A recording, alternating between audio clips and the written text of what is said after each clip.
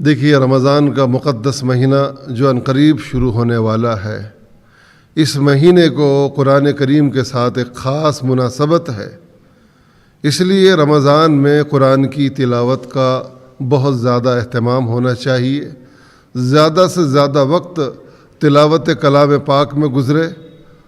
ہر نماز کے بعد قرآن کریم کا کچھ نہ کچھ حصہ ہم تلاوت میں کچھ نہ کچھ حصے کی تلاوت ضرور فرمائیں، اور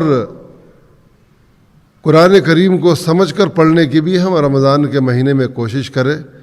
رمضان کے مہینے میں جتنی تلاوت کی کثرت ہوگی، انشاءاللہ بعد میں اس کا فائدہ نظر آئے گا، اور سال بھر پھر اس کی برکت سے ممکن ہے ہمیں قرآن کریم کی تلاوت کی توفیق ہو۔